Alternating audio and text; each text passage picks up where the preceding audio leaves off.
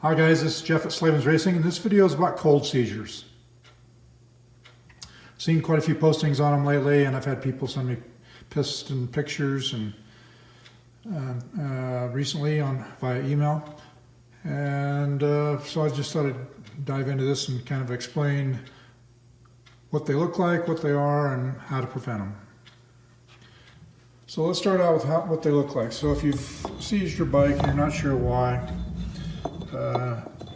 and you pull the piston out, it looks like this. This is a classic cold seizure. So other seizures, they get seized on the front and the back, and sometimes there's detonation here. I mean, there's a lot of different types of seizures. We're not going to get into that today. This is about cold seizures. This is, like I said, this is a classic example. They always seize on the sides like this, on the exhaust side of the piston. This one, sometimes they'll seize a little bit on the back side as well. This one did not. But then they also seize in this area because there's more metal there. If you look at the back side here, you can see it's thicker here than it is out here on the skirt. So that thicker area expands quicker than the skirt does. And that's why they seize in that area. And you can also see that it's black on the top, which means it's on the rich side. And here's the combustion chamber here. It's also rich. So, it did not seize because it was lean. It seized because of the piston expanded quicker than the cylinder. Classic cold seizure. So, what do I mean by that? And that is, there's not a lot of clearance on these pistons, between the piston and the cylinder wall, the cylinder bore. So there's like 2/1000 clearance there, 2/1000 of an inch, which is very, very low. And if this piston expands quicker than the cylinder does, that's when you lose the clearance, and then it seizes. And why does that happen? It's because the engine's not up to operating temperature yet. So, you've got water out here, or on an air-cooled engine, you've got the fins to cool it. And so this cooling system, the cooling part of the equation here, is not caught up to what's going on in the heat department there, where the piston is. It makes all the heat. The combustion chamber and the top of the piston is where all the heat is made, because heat's energy, and that's what makes the engine run. So this happens because, the typical cold seizure is you unload your bike, warm it up just a minute, hop on it and blast it down the road to clean it out, or to blast down to the next trailhead, or whatever the reason is. But you're pouring the coals to it, you're creating a lot of heat in those two areas, but the cooling system is not caught up yet, and it's still cold. So it's not expanding much, and the piston is expanding a lot. That's a classic cold seizure. And this happens, can happen on a warm day. We're cold kind of makes you think that maybe it's just on cold days, but it can happen on an 80-degree day. It's more likely to happen on a colder day, on a 30-degree day, because it's going to take longer for that cooling system to catch up, get up to temp. So if you're going to ride in a lot of cold temperatures, I would recommend that you leave the thermostat in. For you guys that race and don't have taken them out, changed to the bypass kit or whatever, that's fine for racing, providing it's not a super cold day and you're giving the engine a chance to warm up. But you definitely want to get them up to temperature before you really start pouring the coals to them, and that does not mean let it sit there in the parking lot at the trailhead and idle forever. Because I did a little test recently on these. I let my 250 TPI idle in my backyard for 20-25 minutes, and it only got up to about 125 degrees. Normal operating temperature range, water temperature range is between 175 and 185. Right in that range is kind of the happy spot.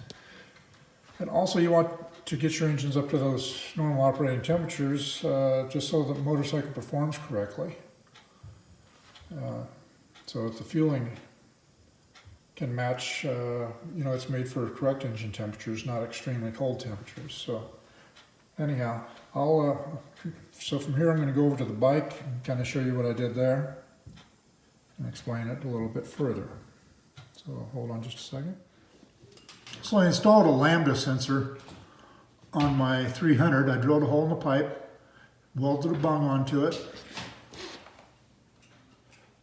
It's a threaded bung. And then I threaded in the lambda sensor, which is hooked on an air-fuel ratio gauge. Well, I have this on here mainly for tuning the GET ECUs. I spent all summer, spring and summer and fall, working on the GET ECU maps, refining those for different applications, you know, guys with high compression or high elevation or whatever they're doing.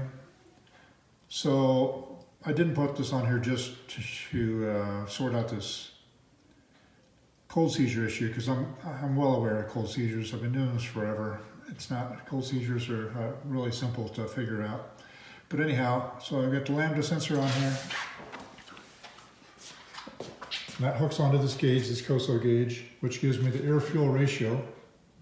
Lets me know if it's running lean or rich or right on the money. And then here, this black gauge is a tachometer, and then the orange gauge is a temperature gauge. Well, the temperature gauge is the most important one for this job.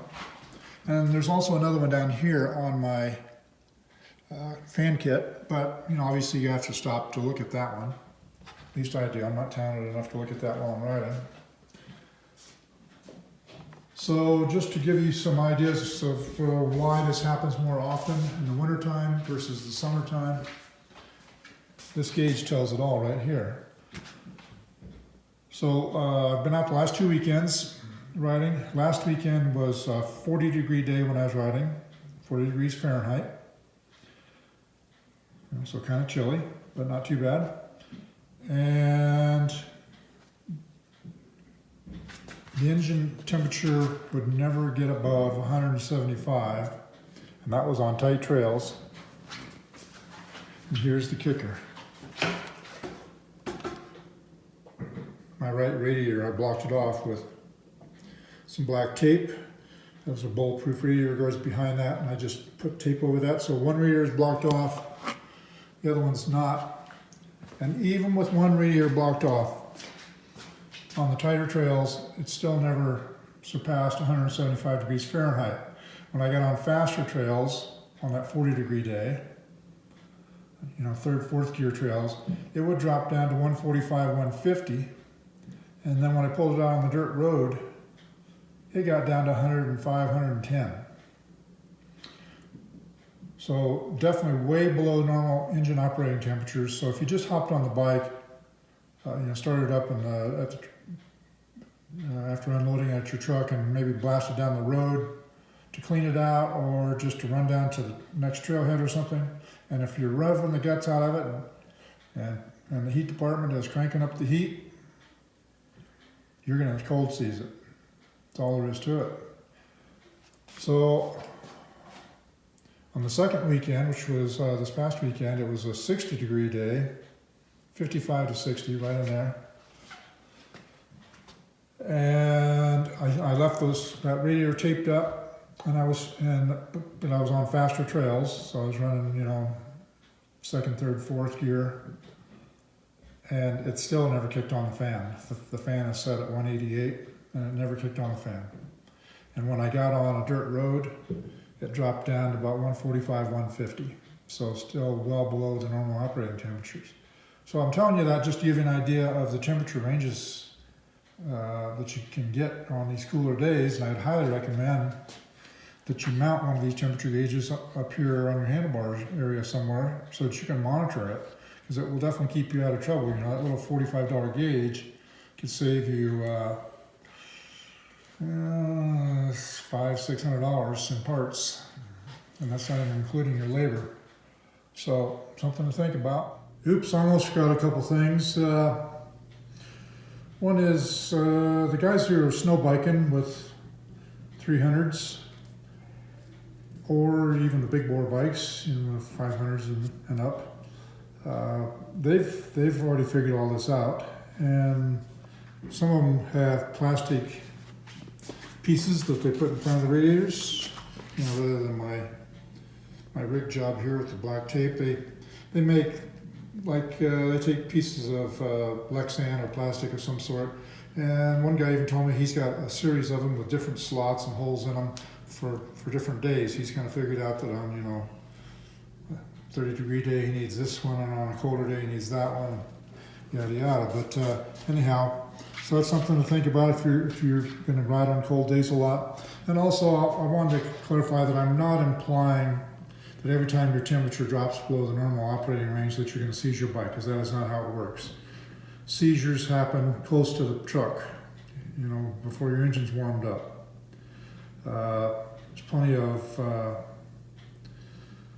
spinsters, guys that like to spin what I say on every video, and then there's always the haters that you know, like to hate on everything that people post, guys that are just so miserable they want to make other people miserable. And then now we have the posers, the guys who want to pose and act like they're authorities in motorcycle maintenance and stuff, but they actually know nothing, but they like to pose and spin what I say. So anyhow, I'm not implying that you're going to have an issue every time your bike drops below temperature, but this little gauge here can save your ass on those cold mornings, or even, like I said, even in the summertime you can do it if you're close to the truck and you start pouring the coals to it.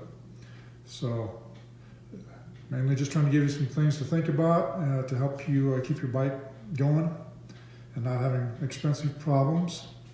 Of course, we like to sell parts, but we prefer our customers who are happy and out there riding and maybe spend their money on a new tire rather than a new piston.